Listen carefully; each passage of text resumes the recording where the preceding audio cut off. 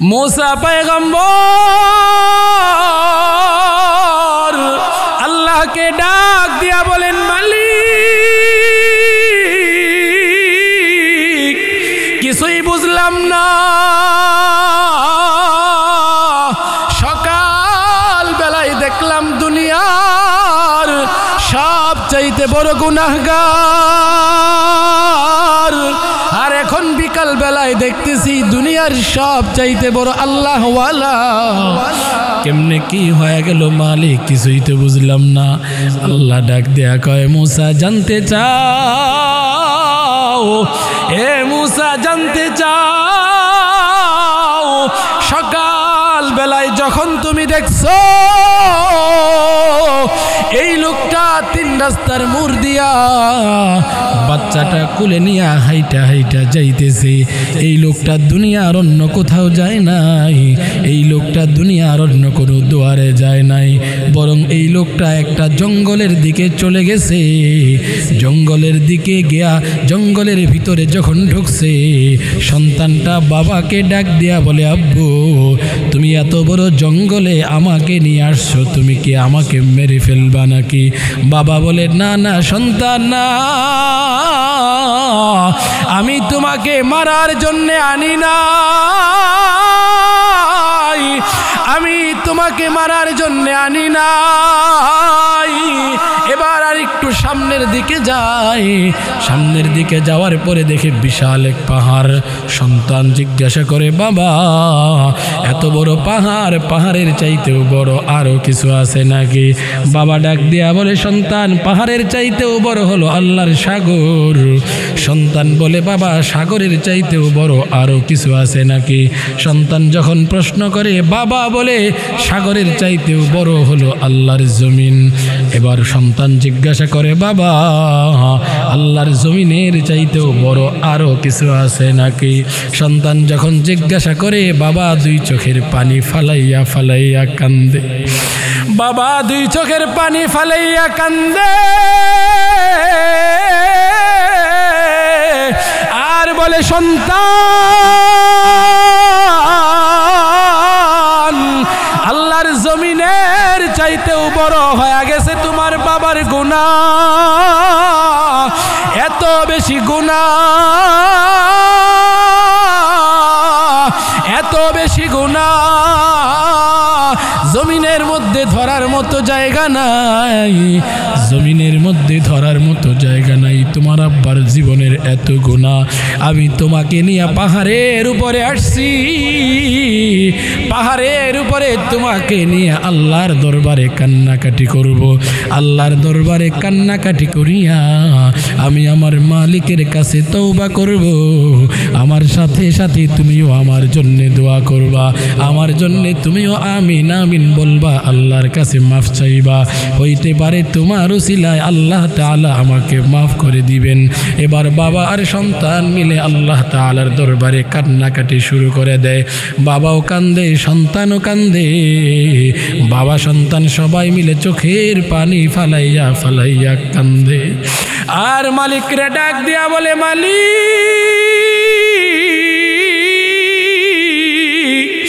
জীবনে কত গুনাহ করছি,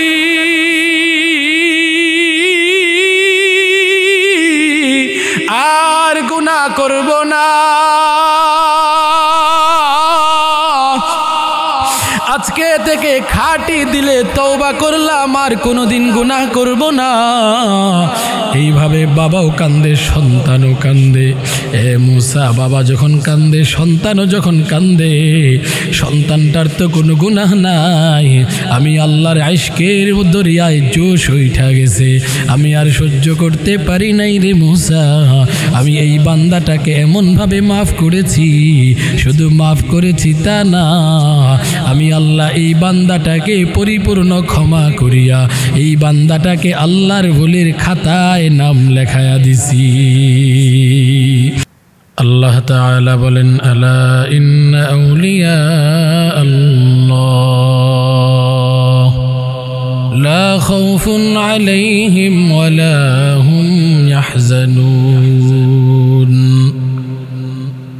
আল্লাহ তাআলা বলেন,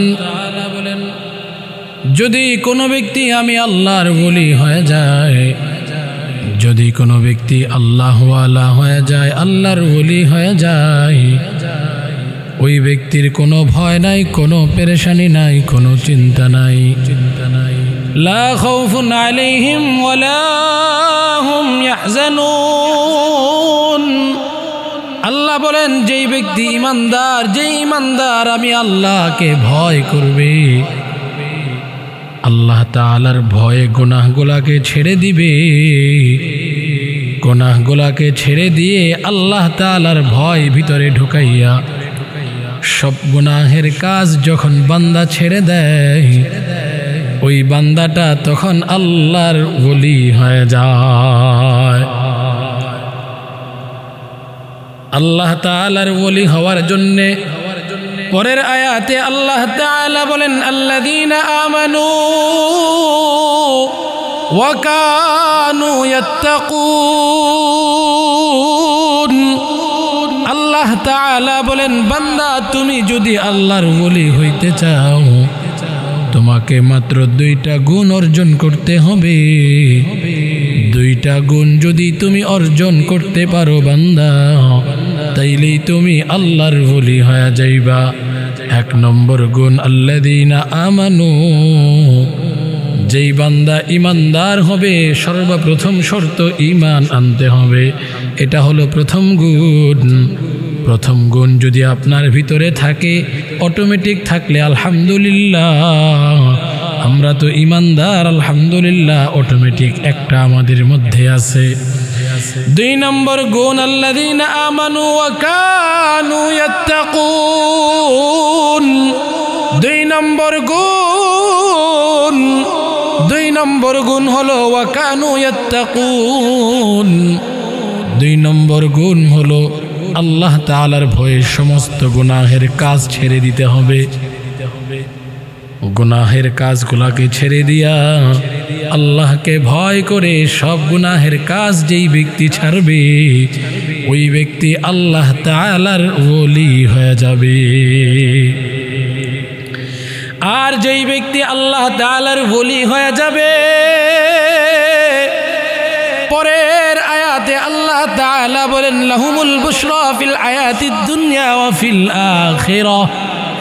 আল্লাহ তাআলা বলেন তাদের জন্য দুনিয়াতেও সুসংবাদ, ওই সমস্ত ব্যক্তিদের জন্য আখিরাতেও সুসংবাদ। দুনিয়াতেও তাদের জন্য সুসংবাদ, আখিরাতেও তাদের জন্য সুসংবাদ। যালিকা হুয়াল ফাউজুল আযীম।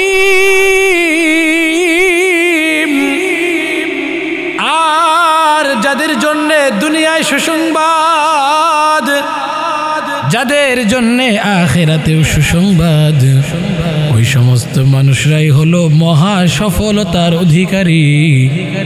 অর্থাৎ ওই মানুষগুলো হলো সবচাইতে বেশি সফল। সুবহানাল্লাহ বলেন। এ ভাই, আমরা তো দুনিয়াতে মনে করি 2টা বিল্ডিংয়ের মালিক হলে, অনেকগুলো টাকা থাকলে, অনেক জায়গা জমির মালিক হইলে পুরো দুনিয়া আমার পায়ের তলে, আমি বুঝি সফল। না না না না, আমি কিন্তু সফল হইতে পারি নাই।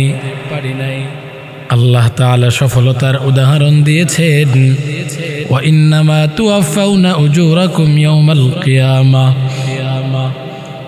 কিয়ামতের ময়দানে প্রত্যেকটা মানুষকে তাদের হিসাব বুঝায়া দেওয়া হবে। তোমার আমলনামা তোমাকে বুঝায়া দেওয়া হবে, সমস্ত আমলনামা তোমাকে হিসাব বুঝায়া দেওয়া হবে, পাই পাই হিসাব বুঝায়া দেওয়া হবে। কিয়ামতের ময়দানে কোনো মানুষের উপরে আল্লাহ তাআলা জুলুম করবেন না। তুমি একটা গুনাহ করলে এই একটা গুনাহ ওইখানে লেখা থাকবে। তুমি একটা সওয়াবের কাজ করবা বান্দা, ওই সওয়াবের কাজটাও লেখা থাকবে।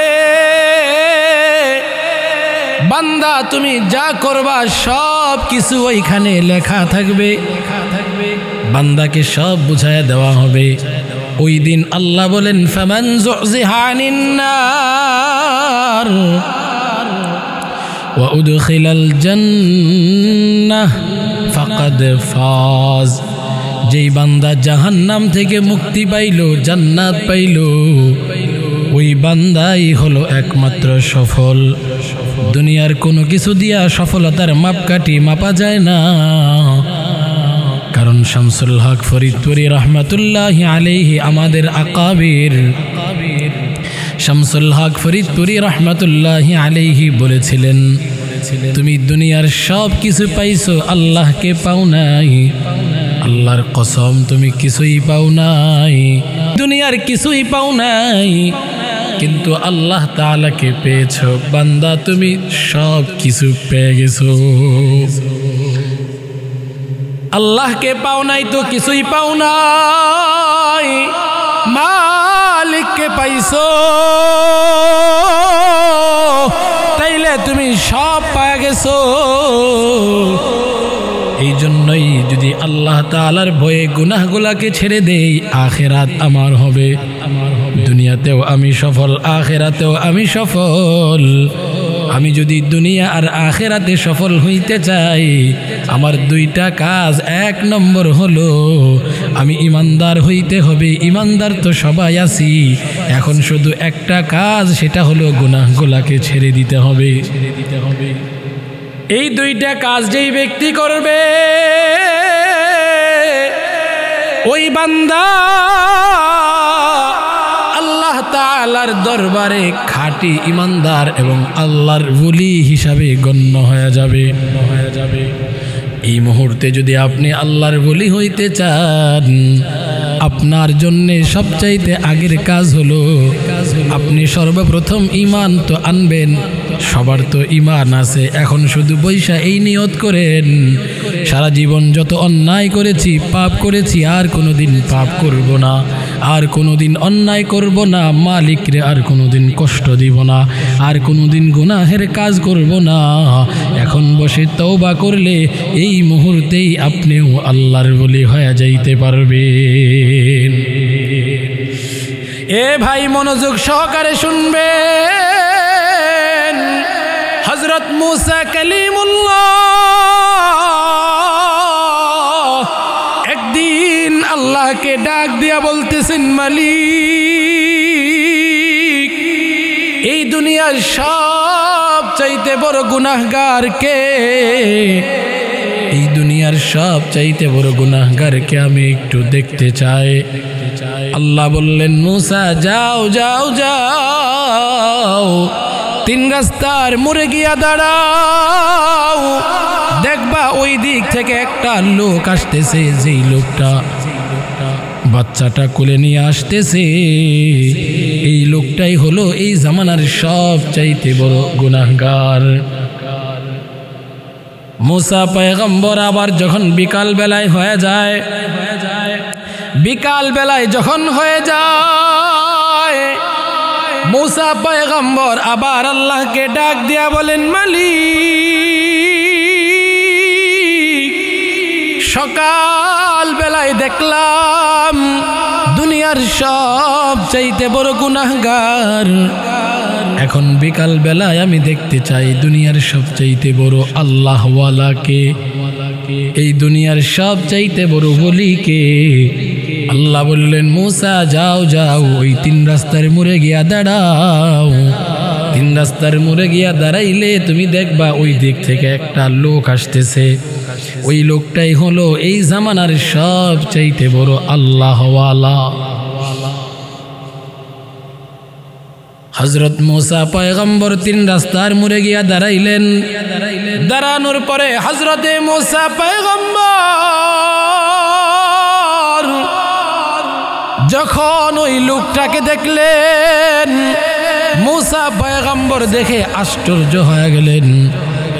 মুসা পয়গম্বর দেখে সকালবেলায় যেই লোকটা দুনিয়ার সব চাইতে বড় গুনাহগার ছিল, বিকাল বেলায় এই লোকটাই দুনিয়ার সব চাইতে বড় আল্লাহওয়ালা হয়ে গেছে। আরো আওয়াজ করে বলেন সুবহানাল্লাহ। मूसा पैगम्बर अल्लाह के डाक दिया बोलेन मालिक কিছুই বুঝলাম না সকাল বেলায় দেখলাম দুনিয়ার সব চাইতে বড় গুনাহগার আর এখন বিকাল বেলায় দেখতেছি দুনিয়ার সব চাইতে বড় আল্লাহ ওয়ালা কেমনে কি হয়ে গেল মালিক কিছুই তো বুঝলাম না আল্লাহ ডাক দেয়া কয় মুসা জানতে চাও এ মুসা জানতে চাও সকাল বেলায় যখন তুমি দেখছো এই লোকটা তিন রাস্তার মোড় দিয়া বাচ্চাটা কোলে নিয়ে হাইটা হাইটা যাইতেছে এই লোকটা দুনিয়ার অন্য কোথাও যায় নাই এই লোকটা দুনিয়ার অন্য কোনো দুয়ারে যায় নাই বরং এই লোকটা একটা জঙ্গলের দিকে চলে গেছে জঙ্গলের দিকে গিয়া জঙ্গলের ভিতরে যখন ঢুকছে সন্তানটা বাবাকে ডাক দিয়া বলে আব্বু তুমি এত বড় জঙ্গলে আমাকে নিয়ে আসছো তুমি কি আমাকে মেরে ফেলবা নাকি বাবা বলে না না সন্তান না আমি তোমাকে মারার জন্য আনি নাই আমি তোমাকে মারার জন্য আনি নাই এবার আর একটু সামনের দিকে যাই সামনের দিকে যাওয়ার পরে দেখে বিশাল এক পাহাড় সন্তান জিজ্ঞাসা করে বাবা এত বড় পাহাড় পাহাড়ের চাইতেও বড় আরো কিছু আছে নাকি বাবা ডাক দিয়া বলে সন্তান পাহাড়ের চাইতেও বড় হলো আল্লাহর সাগর সন্তান বলে বাবা সাগরের চাইতেও বড় আরো কিছু আছে নাকি সন্তান যখন প্রশ্ন করে বাবা বলে সাগরের চাইতেও বড় হলো আল্লাহর জমিন এবার সন্তান জিজ্ঞাসা করে বাবা আল্লাহর জমিনের চাইতেও বড় আরো কিছু আছে নাকি সন্তান যখন জিজ্ঞাসা করে বাবা দুই চোখের পানি ফালাইয়া ফালাইয়া কান্দে বাবা দুই চোখের পানি ফালাইয়া কান্দে আর বলে সন্তান আল্লাহর জমিনের চাইতেও বড় হয়ে গেছে তোমার বাবার গুনাহ এত বেশি গুনাহ এত বেশি গুনাহ জমিনের মধ্যে ধরার মতো জায়গা নাই জমিনের মধ্যে ধরার মতো জায়গা নাই তোমার আব্বার জীবনের এত গুনাহ আমি তোমাকে নিয়ে পাহাড়ের উপরে আসছি পাহাড়ের উপরে তোমাকে নিয়ে আল্লাহর দরবারে কান্নাকাটি করব আল্লাহর দরবারে কান্নাকাটি করিয়া আমি আমার মালিকের কাছে তওবা করব আমার সাথে সাথে তুমিও আমার জন্য দোয়া করবা আমার জন্য তুমিও আমিন আমিন বলবা আল্লাহর কাছে মাফ চাইবা হইতে পারে তোমার উসিলায় আল্লাহ তাআলা আমাকে মাফ করে দিবেন এবার বাবা আর সন্তান মিলে আল্লাহ তাআলার দরবারে কান্নাকাটি শুরু করে দেয় বাবাও কান্দে সন্তানও কান্দে বাবা সন্তান সবাই মিলে চোখের পানি ফালাইয়া ফালাইয়া কান্দে আর মালিকরে ডাক দিয়া বলে মালিক জীবনে কত গুনাহ করছি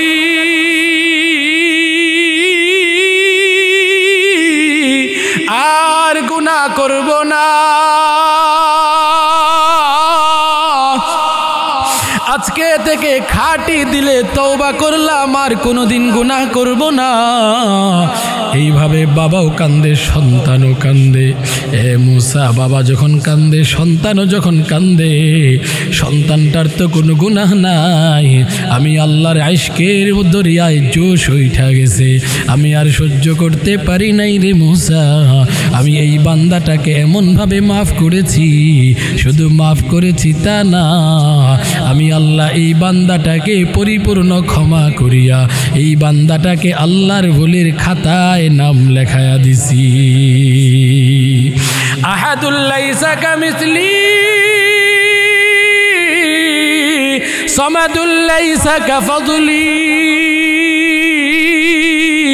লিমানিল মুলকু তুকুইতু সাজাওয়ারে খুদাই तू खुदावंद यमीन तू खुदावंद यसारी तू खुदावंद ज़मीन तू खुदावंद समाई तू रहीमी तू करीमी तू समीई तू बसीरी तू मुइद्दी तू मुदिल्ली तू मालिकिल अर्शी बजाई। आवाज करे बोलेन ना अल्लाहु আকবার। তোমাকে ডাকি যদি একবার আল্লাহ আমাকে কাছে টানো বারবার। তোমাকে ডাকি যদি একবার আল্লাহ আমাকে কাছে টানো বারবার।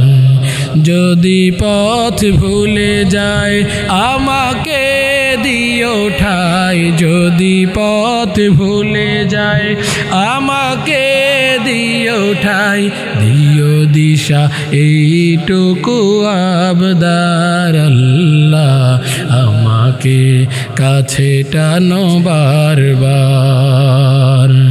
তোমাকে ডাকি যদি একবার আল্লাহ আমাকে কাছে টানো বারবার।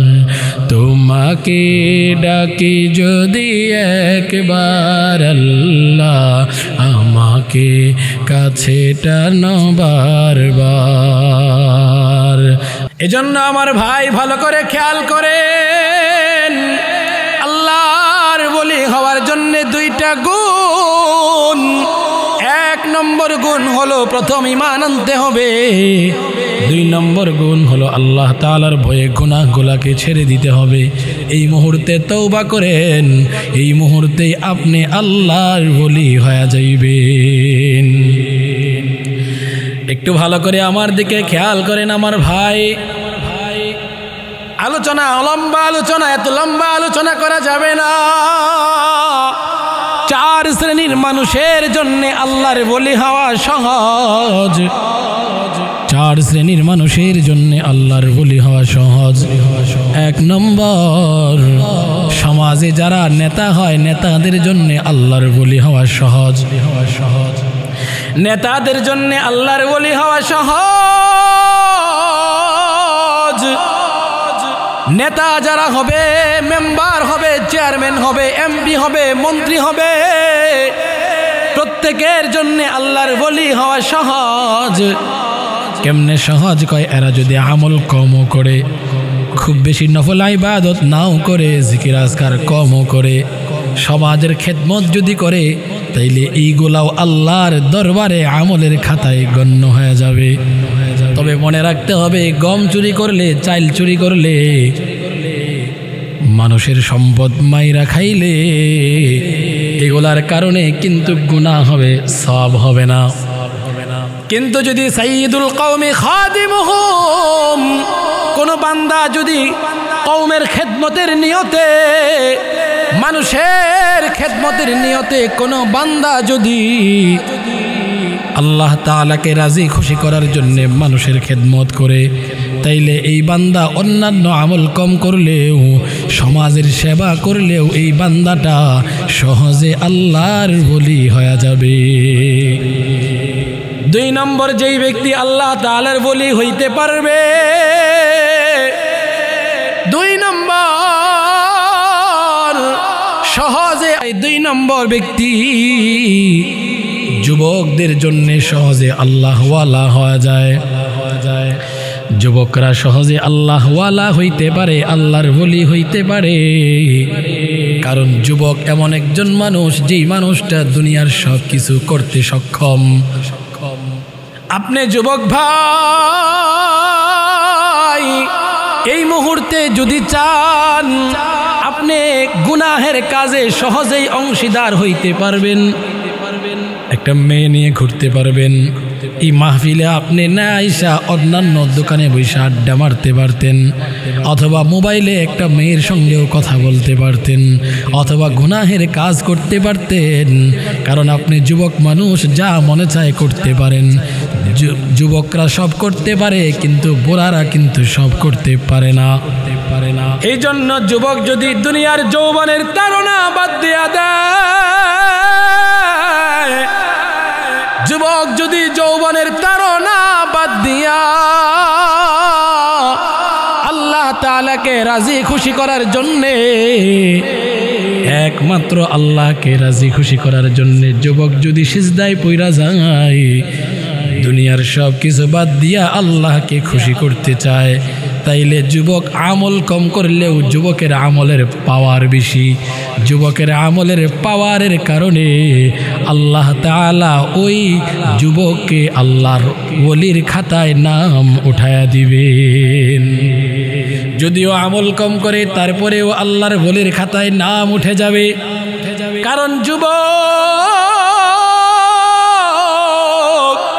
চাইলেই দুনিয়ার সব অন্যায় করতে পারত।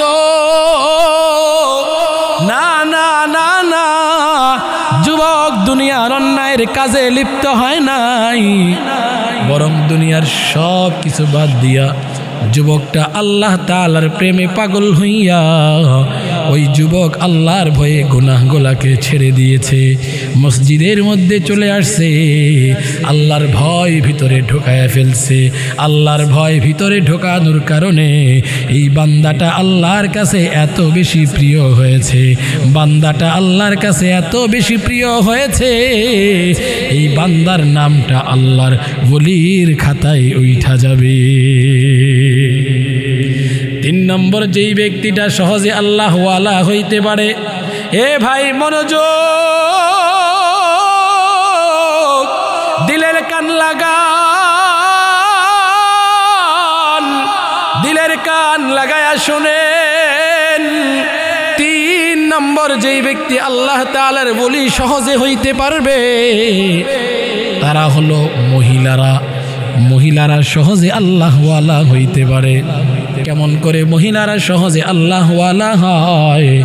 এ ভাই ভালো করে খেয়াল করেন, মহিলাদের দায়িত্ব কিন্তু কম, পুরুষের দায়িত্ব অনেক বেশি, ঠিক কিনা জোরে বলেন? মহিলাদের দায়িত্ব কম, পুরুষের দায়িত্ব বেশি। মহিলাদের দায়িত্ব কম, পুরুষের দায়িত্বটা বেশি। কেমনে বেশি?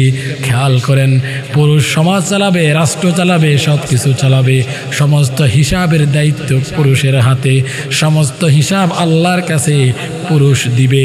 টাকা কোথায় থেকে ইনকাম করেছো, কোন কাজে টাকা ব্যয় করেছো, সমস্ত প্রশ্নের উত্তর পুরুষকে দিতে হবে। কিন্তু বিনিময়ে একজন মহিলা, তার কোনো হিসাব নাই। এ ভাই মানে কি? মানে হলো মহিলার হিসাব হলো 4টা হিসাব। 1 নম্বর, আইয়ুমা ইমরাতিন ইযা সাল্লাত খামসাহা ওয়া সামাত শাহরাহা ওয়া হাফিজাত ফারজাহা ওয়া আতাআত বা'লাহা দাখালাল জান্নাহ। মহিলাদের কাছে আল্লাহ তাআলা 4টা হিসাব নেবেন। 1 নম্বর, যে কোনো মহিলা 5 ওয়াক্ত নামাজ আদায় করবে, এরপরে ওয়া হাফিজাত ফারজাহা, পর্দা করবে, ওয়া সামাত শাহরাহা, রমজানের রোজাগুলা রাখবে, আর 4 নম্বর ওয়া আতাআত বা'লাহা, স্বামীর আনুগত্য করবে। এই 4টা কাজ যদি কোনো পুরুষ কোনো মহিলা করতে পারে, তাইলে আল্লাহর পয়গম্বর বলেন দাখালাল জান্নাহ, ওই মহিলা আল্লাহর জান্নাতে প্রবেশ করবে। এ ভাই ভালো করে খেয়াল করেন, খুব ভালো করে খেয়াল করেন, মহিলাদের মাত্র 4টা কাজ। 1 নম্বর কাজ হলো মহিলা সর্বপ্রথম নামাজের হেফাজত করবে। 2 নম্বরে কাজ হলো মহিলা তার পর্দার হেফাজত করবে। 3 নম্বর, রমজানের রোজাগুলো রাখবে। আর 4 নম্বর, স্বামীর আনুগত্য করবে। আপনি 3টা করলেন, স্বামীর আনুগত্য করলেন না, এটার জন্যে আল্লাহর কাছে ধরা খাইতে হবে। এই কারণে প্রত্যেকটা মহিলার জেনে রাখা উচিত, এই 4 হিসাবের দায়িত্ব আপনার কাঁধে আছে। এই 4 হিসাব যদি আপনি দিয়া দিতে পারেন, আপনি বিনা হিসাবে আল্লাহর জান্নাতে প্রবেশ করবে। বিনা হিসাবে আল্লাহর জান্নাত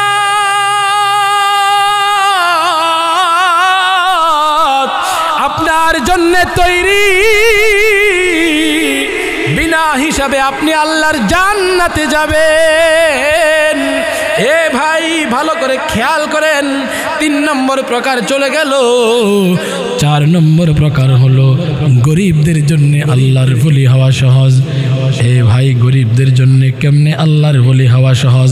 কারণ গরিবের হিসাব কম, গরিবের হিসাব কম, ধনীর হিসাব বেশি। কেমনে ধনীর হিসাব বেশি? ভালো করে খেয়াল করেন। ধনী মানুষ আপনি কোত্থেকে টাকা ইনকাম করছেন?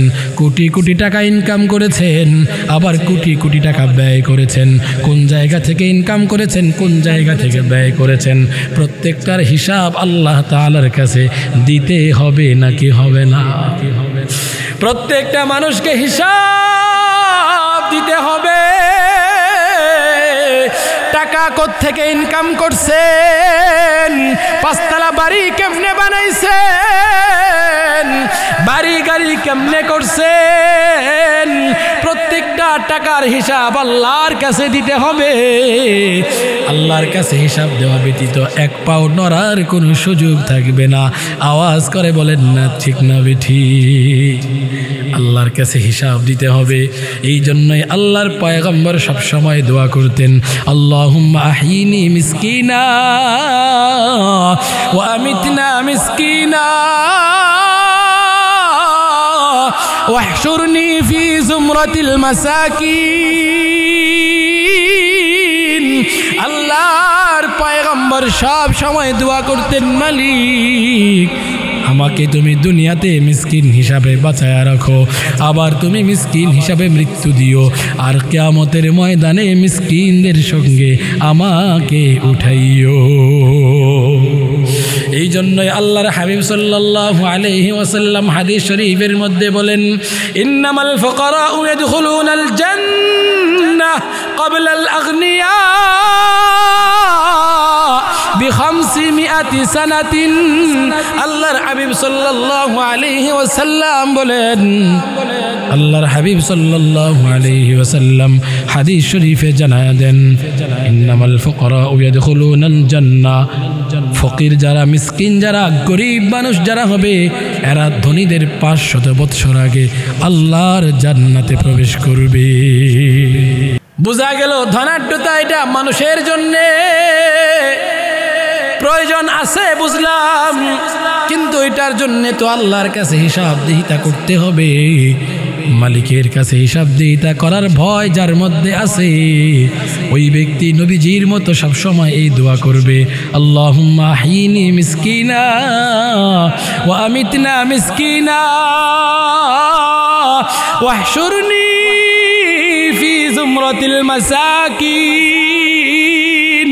আল্লাহর পয়গম্বরের মতো আপনিও এই দোয়া করেন, আল্লাহ যেন আপনাকে গরিব হিসাবে বাঁচায় রাখে, গরিব হিসাবে মৃত্যু দেয়।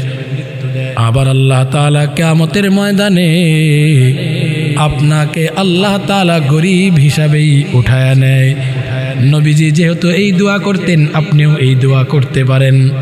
তাইলে এই 4 শ্রেণীর মানুষের জন্য আল্লাহর ওলি হওয়া সহজ। সর্বমোট আলোচনায় আমরা পাইলাম, আল্লাহর ওলি যারা হবে তাদের কোনো ভয় নাই, পেরেশানি নাই, মাত্র 2টা গুণ লাগে। 1 নম্বর গুণ হলো আল্লাযীনা আমানু। এই সমস্ত মানুষেরা ঈমান আনবে।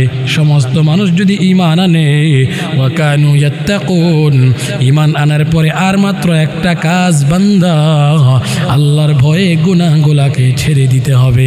যেই বান্দা আল্লাহর ভয়ে গুনাহগুলা ছেড়ে দিবে,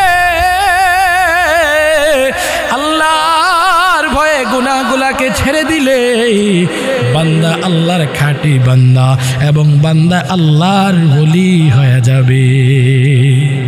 मैं तालिब मौला हूँ मेरा इश्क निराला, मैं तालिब मौला हूँ मेरा इश्क निराला, ये जुमला जहाँ जिसकी तजल्ली से उजाला, ये जुमला जहाँ जिसकी तजल्ली से उजाला, मैं दर्द जहाँ गैर खुदा यार नदारे जुज याद खुदा ही चे दिगर कार नदारिम, जुज याद खुदा ही चे दिगर कार नदारिम। अल्लाहु अकबर।